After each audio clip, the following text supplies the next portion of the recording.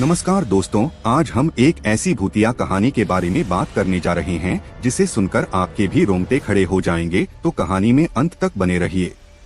कहानी शुरू करने से पहले एक निवेदन करना चाहूँगा कि अगर आप हमारे चैनल पर नए हैं तो चैनल को सब्सक्राइब जरूर करें। आइए कहानी शुरू करते हैं। राहुल और उसके दोस्त अक्सर अजीब और रोमांचक जगहों पर जाने का शौक रखते थे। इस बार उन्होंने गांव के बाहर स्थित एक पुरानी सुनसान हवेली का रुख किया। लोगों का कहना था कि वहां रात को अजीब आवाजें आती हैं और जो भी उस हवेली में गया वह लौटकर नहीं आया। राहुल और उसके दोस्तों ने इसे मात्र अफवाह मानकर एक रात वहां जाने की ठानी। चांदनी रात में हवेली की टूटी फूटी खिड़कियां और जंग खाए दरवाजे डरावने लग रहे थे। हवेली के पास पहुंचते ही ठंडी हवा का झोंका उनके रोंगटे खड़े कर गया।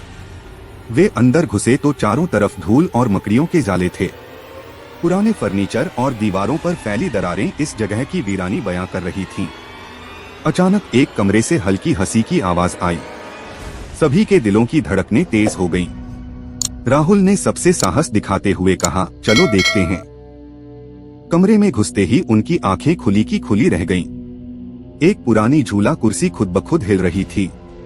दीवार पर लटकता एक पुराना पेंडुलम घड़ी अचानक तेजी से बजने लगा। डर के मारे उनके पैर वहीं जम गए।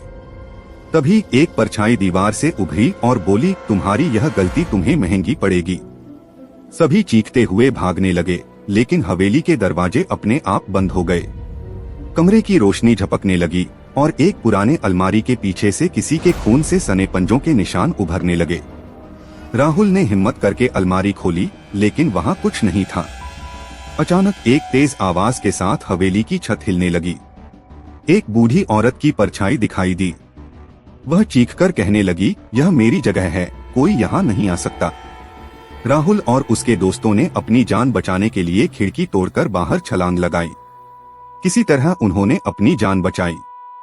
गांव लौटकर उन्होंने जब यह बात बताई तो एक बुजुर्ग ने कहा, वह हवेली एक पुरानी औरत की थी जिसने अपनी बेटी की हत्या कर दी थी और खुद आत्महत्या कर ली थी।